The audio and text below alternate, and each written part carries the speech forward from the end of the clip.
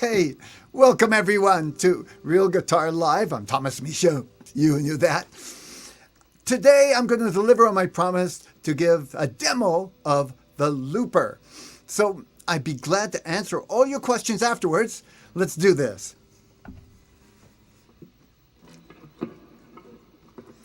One, two, three, four.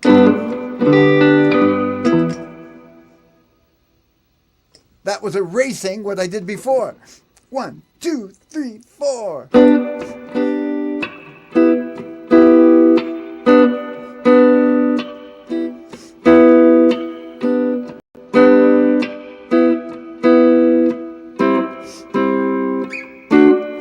Let's hear it.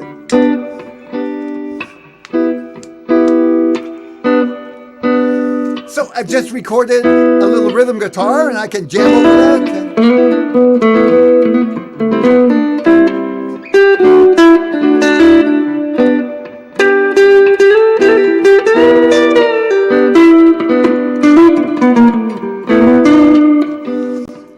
But let's make it a little more interesting. I think a bass line.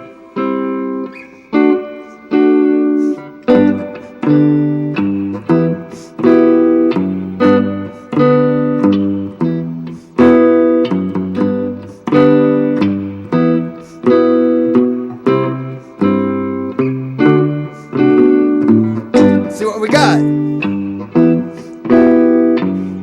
Okay, some bass. Even more fun.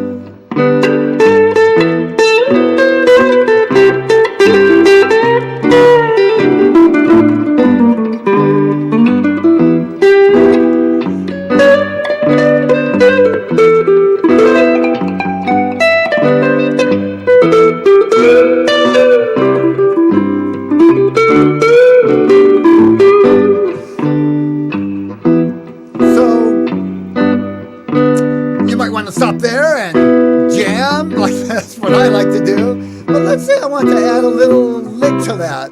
Let's see what we can do here.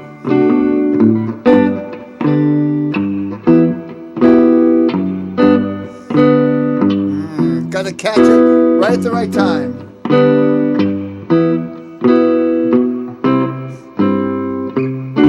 Here we go.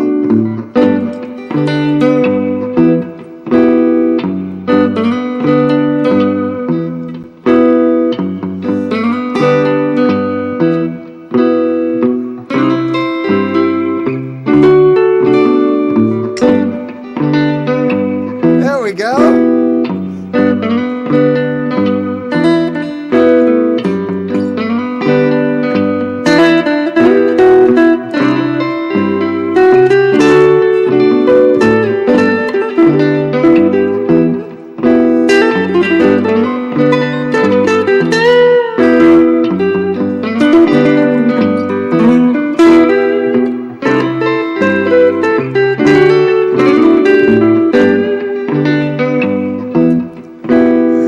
Okay.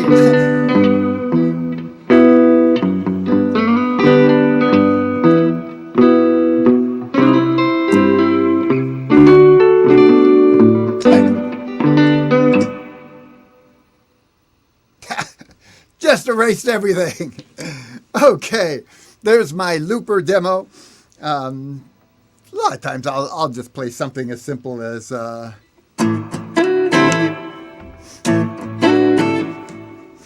here we go.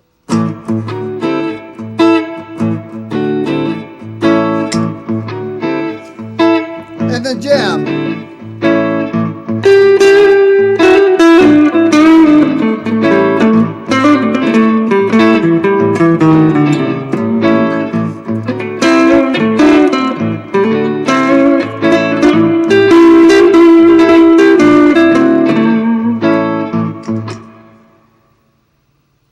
Good.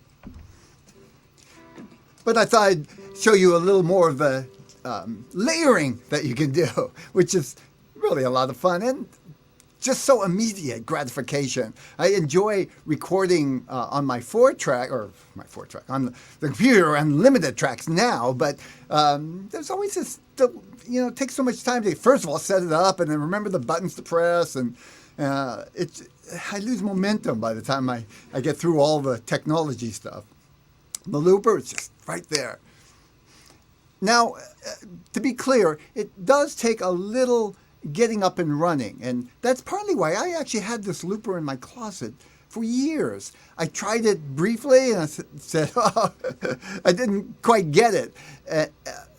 It takes learning to kind of come in at the right time, holding the groove and coming in quite right at the right time. So it takes a little practice. Kind of the same thing as when you're practicing a chord. It takes a little while to get it to where it sounds good. And I put it in the closet and forgot about it and just didn't come back to it. But I have friends, particularly my friend John in Canada, that uses a looper, and he sounds so good, and it inspired me to pull it back out and give it a shot. I'm sure glad I did.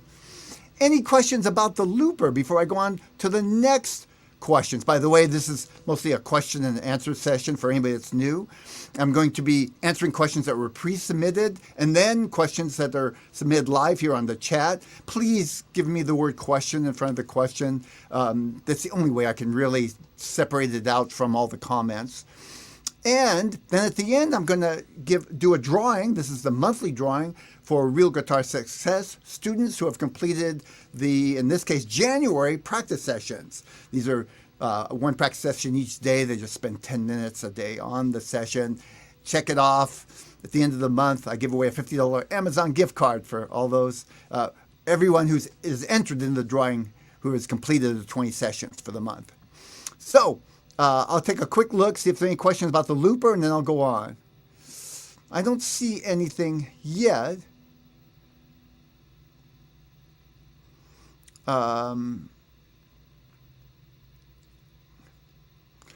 Dan's asking question, what looper model? I'll show you. This is an older model, but it works great. It's a Boss RC3. Let me pull it up for a sec. A little hard in my situation to get on camera here. Yeah, we got it. I hope you can see it clearly. I think it has just enough features for me. I have another looper also, but this one's a little simpler to run, and I like that. I like that I don't have 10 million buttons to press and keep track of. I will say, when I first got this looper, and I understand this is the way they're set up, it's set up to, I had to do a little tweaking to get it to just keep adding one track after another. So if you do happen to get this model, it's an old model, it's not available anymore, that's something to keep in mind. I looked on YouTube and found how to do that. I would recommend the Boss, but there are so many models right now if you want to get a looper. I would have to try them all out. I would look at some reviews. I think they practically, there's a bunch of off-brands too, and so they've gotten very affordable.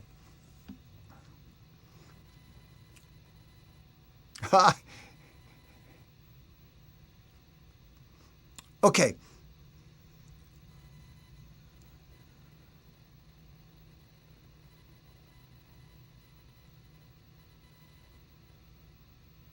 Okay, so let me go on to the questions, and then I'll come back to the live questions and see if I can answer all of those before the time is up.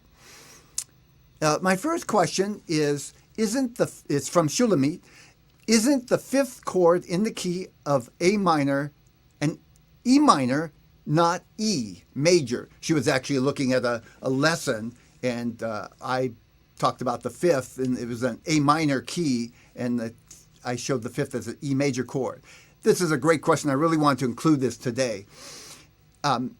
The answer is, could be either. So when you're looking at major keys, we can just simply go up to find the fifth chord in the key. So let's say the key of C, C, D, E, F, G.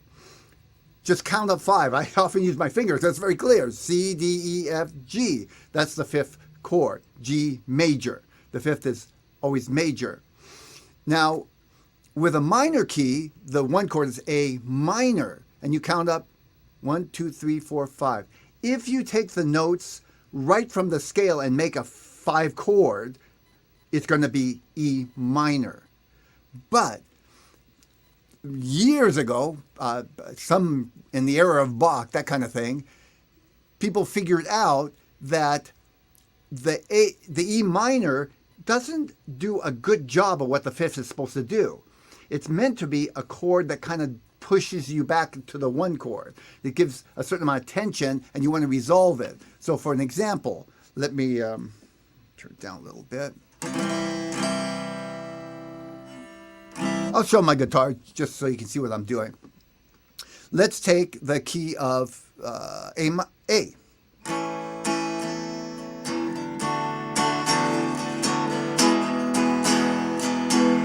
If I stop there, it feels unfinished. I've set it up to want to go back to A.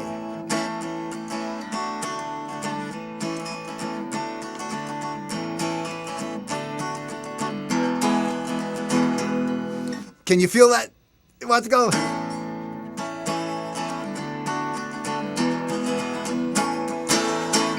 Back to the one chord, A. Now in A minor, it'd be a D minor chord for the 4 chord.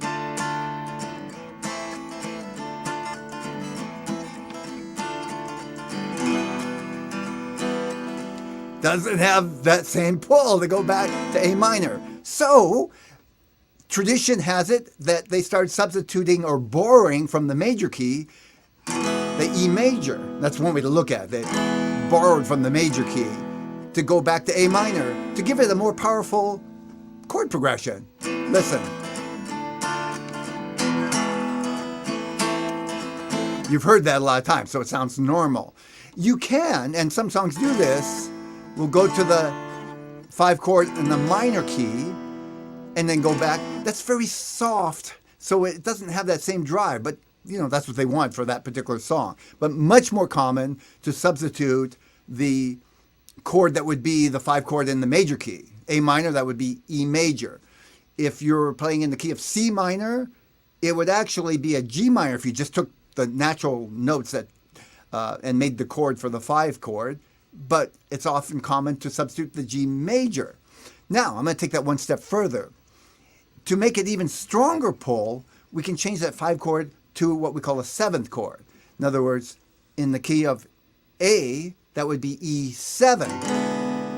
And that creates even more tension. 7th chords are the notes in the chord, create a lot of tension and even more pull back to the 5 chord. So it's very common, especially in blues, almost always. But even in popular music, to substitute the 5 chord for, or rather make it a 7th. So E7 instead of E. So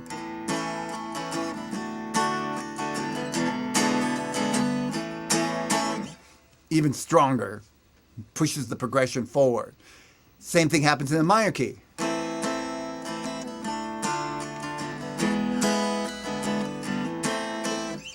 Stronger push back to that 1 chord, the A minor. There's no absolute right or wrong here. It's like playing with colors in a painting. There's no one right color. You're trying to create an effect, and you might use some different shades of different colors to get that effect. You might want a stronger, bolder color. You might want a softer, subtle color, depending on what you're trying to create. And a lot of what we think sounds right to us is just because we've been programmed. We've heard that over and over. If that never happened, if nobody ever used the 7th chord for the 5 chord, it probably wouldn't sound right to us. We're used to that sound. Good question. Next. I would like to know if anchoring my right pinky by the sound hole while learning to fingerpick is okay. I don't want to start a bad habit. Diane. It is okay. It's a lot of people do it, and I think it is. It is definitely okay. I don't do that, and partly because I was classically trained, and classical guitars are trained not to anchor anything with the right hand on the face. But I've experimented a little bit myself, and it works just fine. I know a lot of finger-picking guitar players that do that, and don't worry about it. To be honest, I can't do that. I broke my finger, my pinky, so it doesn't straighten out, so I can't really. You know, some things though I do anchor my third finger just to, like, even when I'm picking sometime I'll anchor slightly just because I want to stay in one little place. I don't want my hand moving around too much. Glad you asked, Diane, because I'm sure other people wonder the same thing. It's okay to do both, not anchor and to anchor. And whatever you get used to, you'll probably be fine with it. I notice there are chords such as C7 and D7. And also, I see chords that are C major 7 and D major 7. In other words, what's the difference between a 7th chord and a major 7th chord? Okay. So, I would love to have gotten a scale diagram online. Let me just see if I can find something quickly. C scale. To explain this. And I'm sure there's a million. It's just how quickly I can come up with it. Okay. Oh, man. Right away.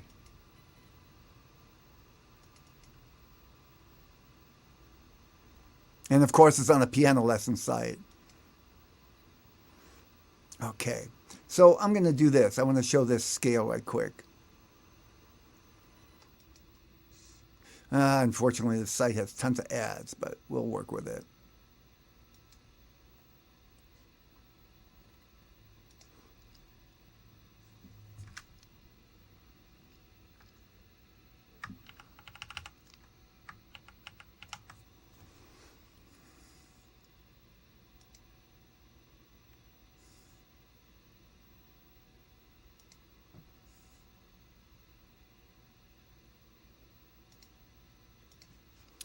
So here's a C major scale. The notes in a C major scale are C, D, E, F, G, A, B, C. The 7th note, you just count 7, 1, 2, 3, 4, 5, 6, 7, is B. If you make a chord, a C chord, using that 7th note, by the way, that B to C is a half step. We've talked about this in music theory. B to C is always a half step. A to B, all the other notes are full step, 2 frets on the guitar, 1 fret, B and C, and E and F. So, half step. You'll see why that's important. A C chord with that B in it, so a regular C chord, but I'm going to put a B in it now. So this is just one fingering. It's not really important, the fingering. That's a C major 7th. That's what we name that chord. It's got the 7th in it. It's a major 7th because it's a half step away from the next C. So that's one way to think about it. It's the natural 7th chord for that key. C, half step away from C, add the 7th as a C major 7th. If we flatten that B, 1 step, make it a full step away from C, that makes it a C7.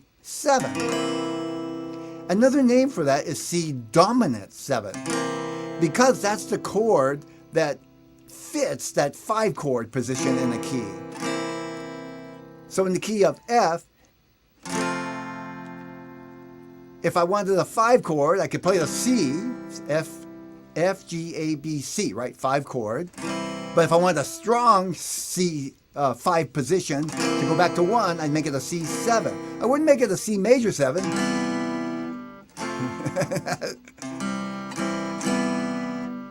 No, that's not strong. The C major 7 is more often used as like the 1 chord. Or the 4 chord. Mostly a 1 chord. For the most part,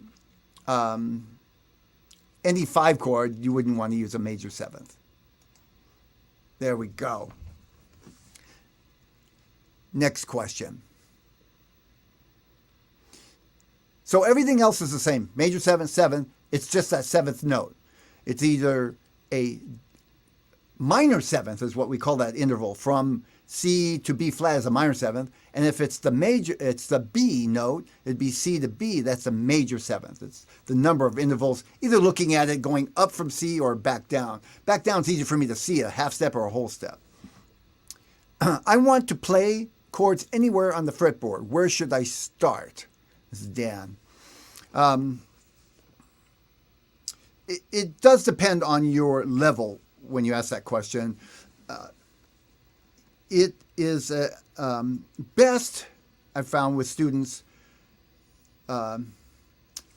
See, that can very quickly become a kind of an intellectual approach, which is nothing wrong with that, but it does.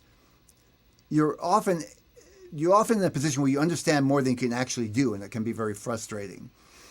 It's best to learn, if you're in the beginning stages, learn the basic chords, especially open chords, learn the keys that are most useful for guitar, and get some experience practicing, not only so you can finger them and play them, but so you can hear the chord progressions in your ear. And you hear what chords sound like and how they fit together.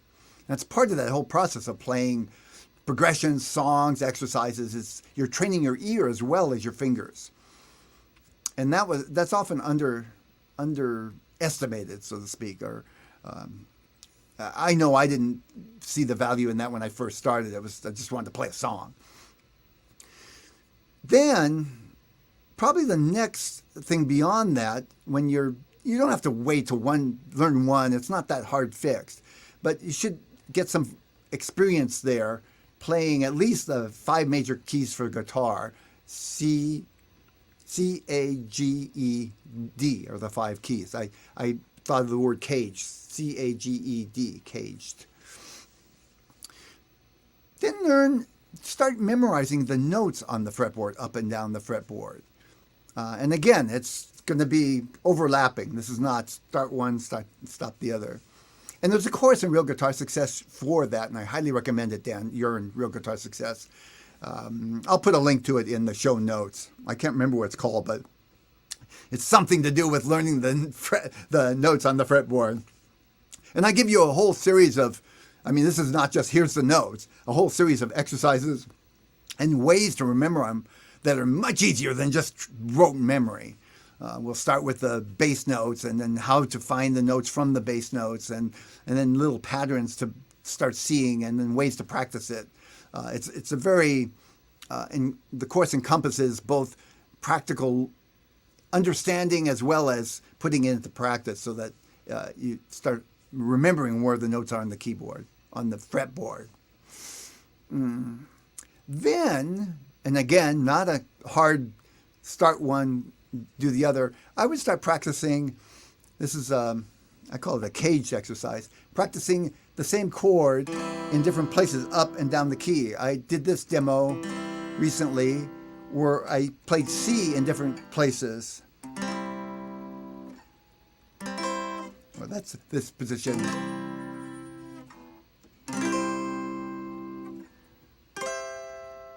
And I would do that for all the keys for the guitar to start with. It wouldn't hurt to do it for all keys in general, but when you play guitar, we don't use a lot of the flat keys. It's intellectually it's still fine, but you'll get the most bang for your buck if you stick to the C, A, G, E, D keys.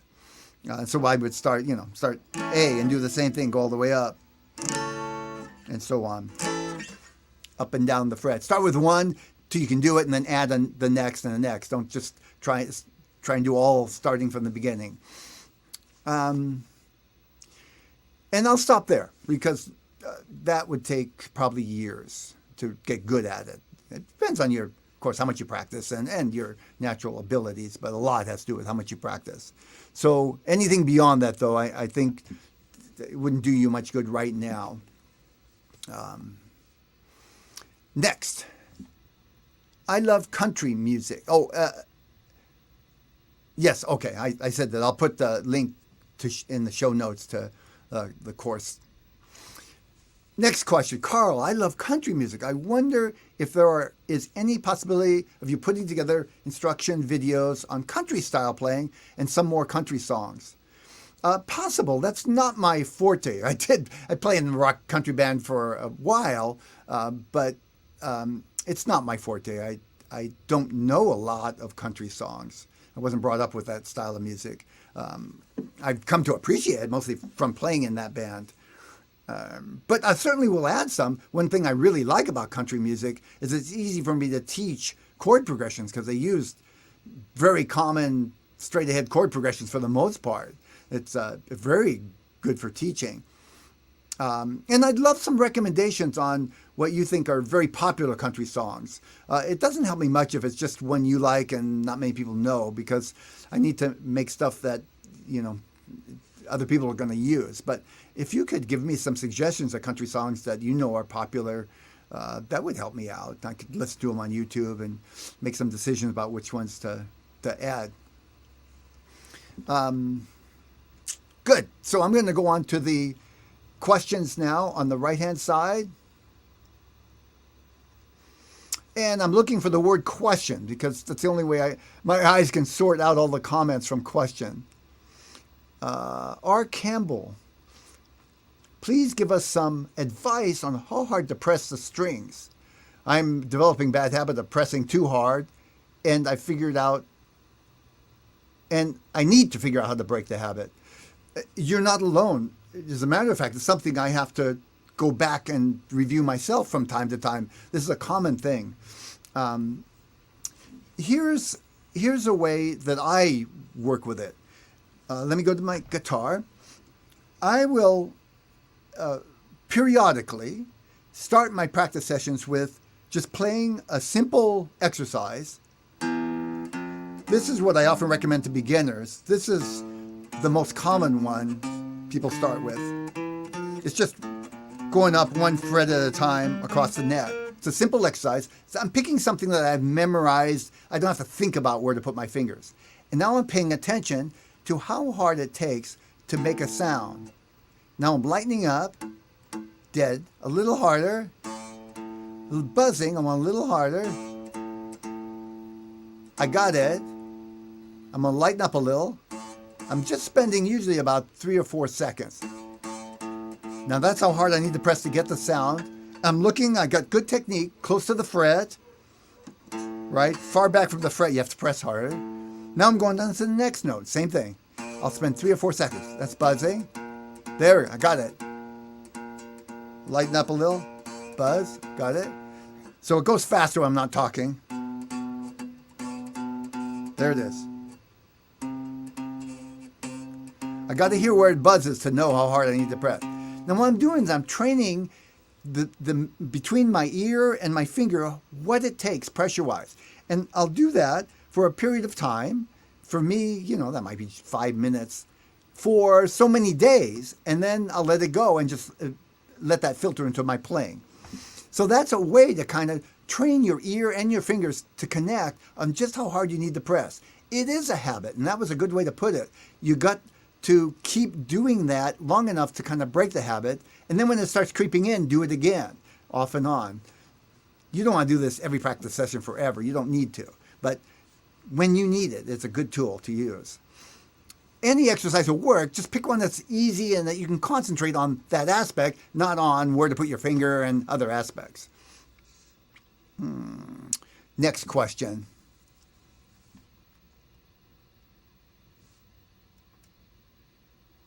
Can you give us an overview of learning to keep time with a metronome, or at least learn to practice with it? Let me think. That's a kind of a big question, but I'll narrow it down to something that I can, practical that you can use right away. First of all, I think one of the main things is to just integrate a metronome into your practice sessions. Don't do it for all your practice session, but maybe start your warming up with a metronome just for a few minutes every single time. Pick a very easy exercise and then start using with that exercise. So you need to start somewhere you can get a handle on it. Go as slow as you need to keep up. So let me see, I got a metronome here. Yeah, I use metronome all the time. So I'll start an exercise like this. I'm going to do a very simple exercise. If I'm fumbling at all, that's too fast. I would slow it way down. No, try again. I'm off. Listening to the beat. If you can't hear the beat very well, get a metronome with an earpiece and put it in one ear. I'm good with this, but I know a lot of people, especially drummers, because they hit on the beat. There, I got it that time. And I picked something I can do very easily. For you, that might be, just 3 fingers. Go on to the next string. Do that for a while. Then pick up little by little until you find out where you're going off, either in time or your fingers just can't quite keep up. I think the main thing I want to say is the consistency is the most important thing, not necessarily some super special secret. It's once you get used to hearing the metronome and playing on the beat, it becomes internalized. Don't do it for all your practice because you want to try to integrate that into your practicing without hearing the metronome so that you can also internalize a beat without having an external source of beat. It works, just a little at a time. It really works. You start being able to tap your foot right on the beat without even thinking about it. I use a metronome for a lot of other things, but you have to start there. I'll use it for practicing chords, but the thing is, if you're trying to do something complex that's hard and you're getting used to metronome, that's too much at one time. Next. Yes, learning to improvise with a backing track. That's kind of what a looper is a quick, on-the-fly backing track. I guess there's a question, is that a G major? I don't understand what you're referring to. It's Wilder 7BC. I don't know who that is. Okay. I get it. You're asking what key I was playing in. That was G major, yes. That was G major. I was playing a G chord. Sorry. I was playing a partial G. I didn't want a full G because I didn't want to conflict with the bass notes. G and E minor, it's the same as this. Again, I didn't want the bass notes. I wanted to leave room for the bass line. Then I played a C chord, just the top 4 notes of a C chord, and a D chord. C, G, E minor, C, D. Typical progression in the key of G.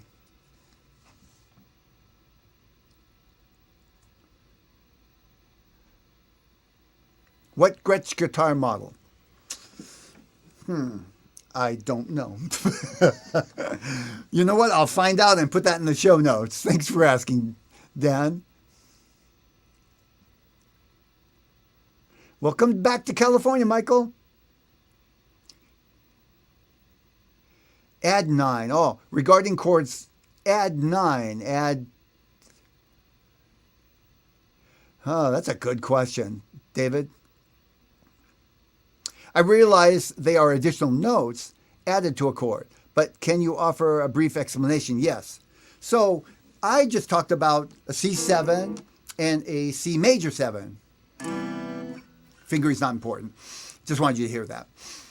Now there's something called a C add 9. There's a C9 and a C add 9.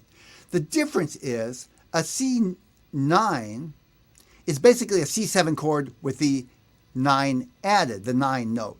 The 9 is the same as going up 1 note. So in the key of C, that would be D. But basically, it's like going all the way around the scale and then coming back. That makes it a 9. Some people do say add 2. It's the same thing, by the way. So a D is the note in the key of C. So a C add, a C9 is, that's the sound. It's a C7 with a 9 added. That's a brief explanation. You can eliminate the 5th, and there's a few other things like that, but this doesn't matter for this. A C add 9 is a regular C chord, not a C7, a regular C triad, C, E, G is the notes, with the 9 added. Because it's missing the 7, it has a very different sound. Oops. The main point there is now it doesn't sound like a dominant chord or a chord that would take the place of a 5 chord going back to the 1 chord. It sounds more like almost like a major chord. I love this. Or a suspended chord, actually. So add basically means you've taken the basic triad and added the note. You can have an add a 11, add 9, add 2 is the same as 9. I think maybe add 13. I don't remember playing one, but I think you could. I call like a C add 13, I just call it a C6 because 6 and 13 are the same note. Just again, that going around the whole scale. I'm not positive about that. I should look that up. If a C6 is the same as a C add 13, I think it is. Or there might be some subtler differences I'm not conscious of. And next question. I forgot a lot of theory. What pentatonic goes with C major key? Oh, sorry.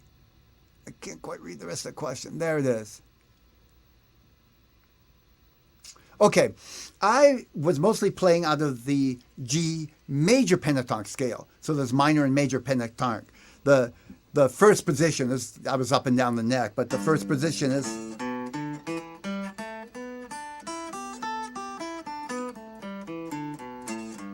That's major pentatonic. Minor.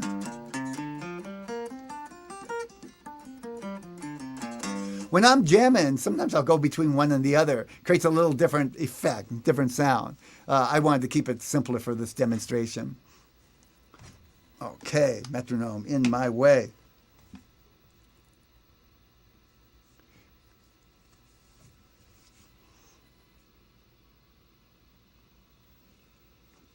Okay. The add chords, is that explained more in music theory lessons in RGS? No, not yet. No, not really. But I will. That's a great thing to add. I should say this. I've been working on a theory course in RGS. And right now I've added a very short course, kind of the basics. I wanted to make sure all students had kind of a basic understanding of the foundation so I could build on that. But I'm adding to that, and that would be a great, in the next series of lessons to add. I will be right back.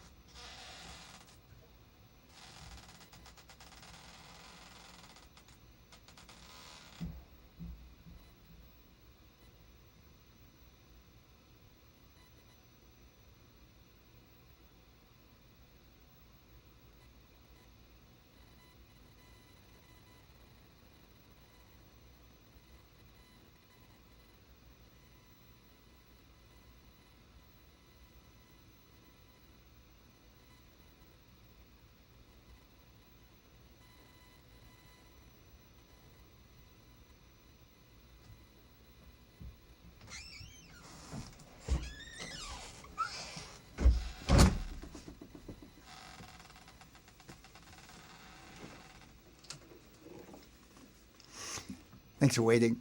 So to add to that, I think I'll start with lessons on what makes I have lessons in there on triads, kind of the foundation. The next step is to add where that 7th and 9th chords come in, and then what is the 9, add 9 and add 11, chords like that. Yes, great, thank you. By the way, I do have some, if I find it, I've made some just single video on that idea before, and if I find that, I'll put a link. But it's older, and I think it's time to do something new. I've gotten much better at the whole video thing over the years.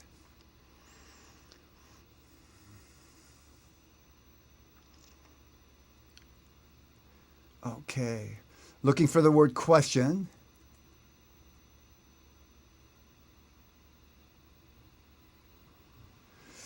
Question. Hey, James.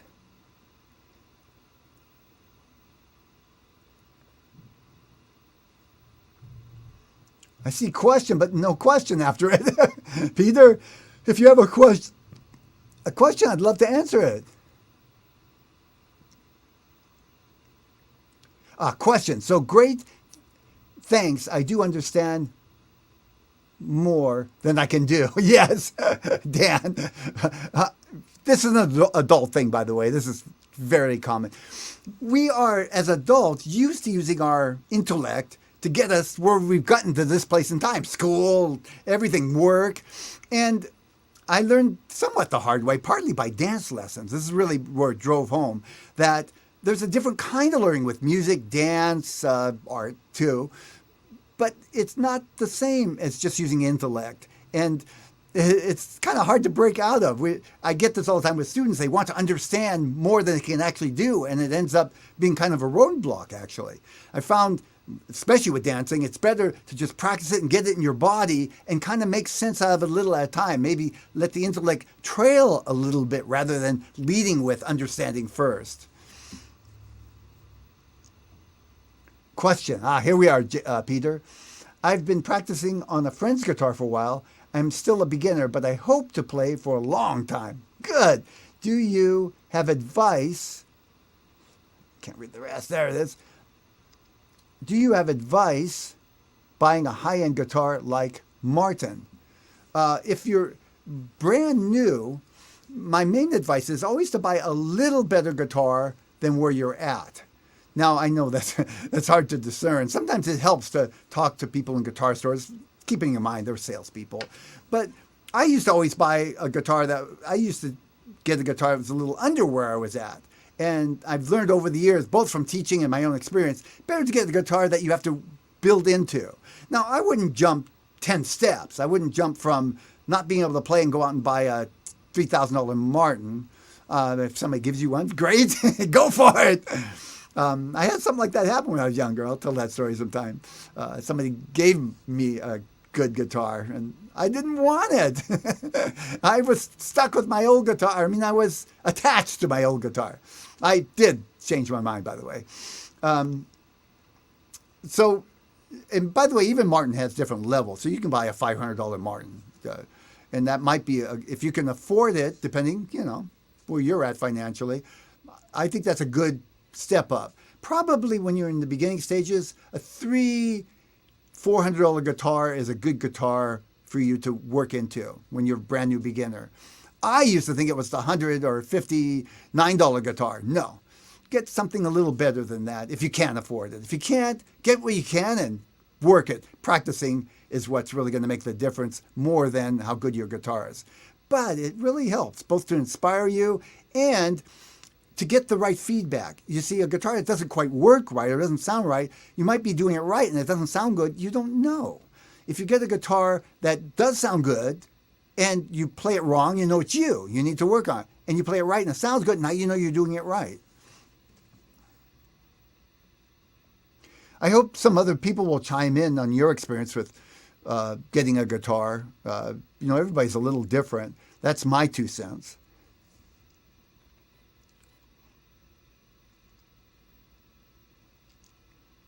I had a teacher in college that really had to kind of push me to get a better guitar, and he did the right thing. That's one of the advantages of having a teacher. I wouldn't have got myself to do it without him.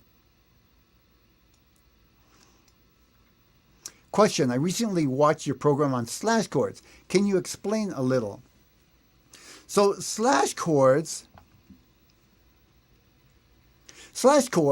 are, in short, telling you what's in the bass. So here's an C chord. If I wanted a different note in the bass, so for example, I can make the C like this. You could call this just a C chord. But I specifically wanted the G note, which is right here, in the bass. I would write it C/G.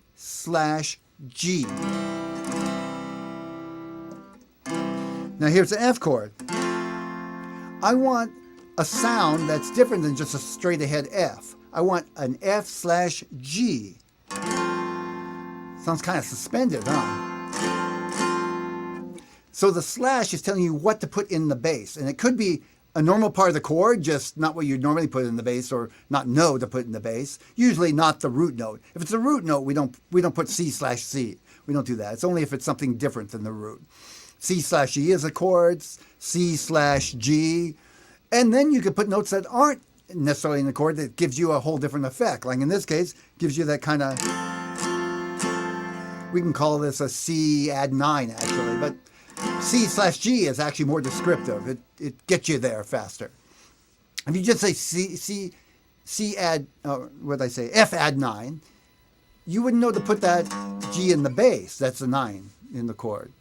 But F/G says put that in the bass. I don't care if it's a 9 or 7 or whatever it is. It's an F chord with a G in the bass, so works for me. I find if you're just starting with slash chords, this progression really a good one to get used to both the sound, and it's a useful progression. I'll show you. It's a G chord, and then I moved over to a C/G. That's a G in the bass, but this upper part's a C. Then I'll move that second finger over one and create a D7/G. And then go back. It's a cool progression. It's actually the intro to Take It Easy by the Eagles.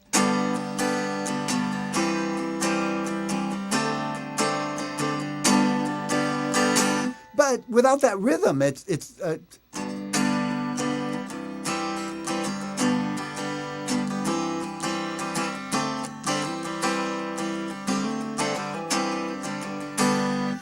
great sound. And then start looking for sheet music that have slash chords in it, preferably only one or two that you can get the hang of, and then start adding them to your repertoire little by little. Next question.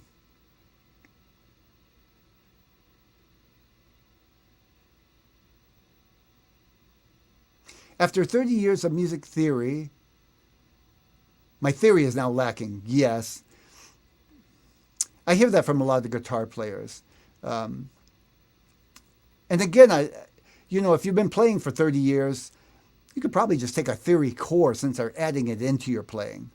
But try not to get intellectual indigestion. At least be aware of that's a possibility. I found this in college, where we did so much talking about music as opposed and much less applying it and using it. It started to just feel like an intellectual exercise instead of actually creating beautiful music. Music is meant to be tied into an emotional response, and just intellectualizing doesn't necessarily bridge that gap. For a beginner, let's see. Question. Okay, so I've come to the end of my questions. I have one more question. Oh, I see it. This is Brian asking if he's completed the beginner's course, or he's almost completed the beginner's course, and he says, is there any more? Are you going to add more intermediate advanced courses? And he knows the bar chord course, and he said, but after that. And my response to Brian was, I meant the main portion of the course, the heart of the course, to be the practice sessions. This is for real guitar success. The practice sessions are the heart of the course. I went back and added the beginner's journey and the bar chord course because I saw people were having problems with those, and I wanted to give them a kind of a ladder approach to working on the basics foundation. But for the most part, the practice sessions are the course. And the practice sessions, every day I go through a different aspect of playing guitar.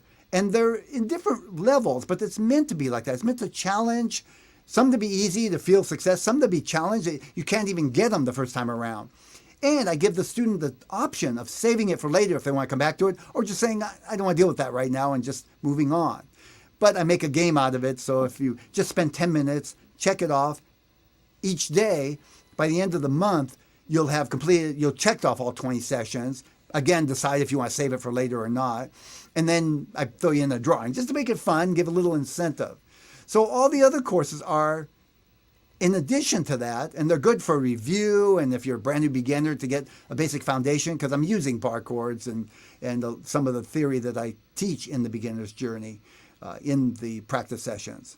But if you keep doing the practice sessions, you're going to continuously get better. Every week, every day, you're going to get a little bit better. And like anything else, little by little, you'll be improving your guitar playing and being able to find different ways of actually applying it to learning whatever you want. Songs, jamming with people, creating your own songs, which I highly recommend. So I hope that helps anyone who is wondering the same thing. And there are more courses. I don't talk about it too much. There's a whole guitar university with a bunch of individual courses. The problem is, I used to think telling everybody about everything was a good thing, and I found I was just overwhelming people. They kind of need to be where they're at and keep moving forward. When I tell them about all this other stuff you could be learning, they start jumping around and get nowhere and get frustrated. So if you're really just a beginner, go through the beginner's journey. But if you can find a way to also do the practice sessions, try doing both. Do the practice sessions I find students sometimes will do the practice sessions and have time to practice something out of the course to keep moving. It's two different kinds of learning. You got this kind of step-by-step learning, and then I call it the situational learning. This is where you're just go into a situation and have to figure it out or do with what you nothing before and nothing afterwards. Just work with it.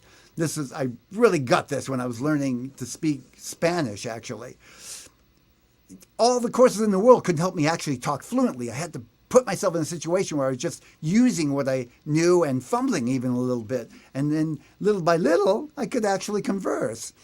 But same with guitar. If you just do the step-by-step, it's really hard to get to where you can actually improvise or play a song on the fly or play a song by ear or make up your own song. You need that. You need to be pushed a little bit and test your limits. Some people find it helpful to just do the practice sessions during the week, and on the weekends, there's no practice sessions, do something out of the courses. Most people find their groove after a while, depending on how much you can practice and kind of your temperament. So I'm going to go ahead and do the drawing for the month. If you have any additional questions, feel free to add them. I'll take one more check before we close up for today. So these are the people who have completed the practice sessions, the 20 sessions. And today's winner is David. Good job, David. I'll be sending you an Amazon gift card, $50 gift card. But everyone who completed the 20 sessions, good work. You did good. And believe me, how much better you've gotten, even if you didn't notice it, is well worth it, much more than an Amazon gift card. But it's nice to have a little incentive. I know for me, it's nice to have a little push once in a while. Okay, any additional questions? One more check here.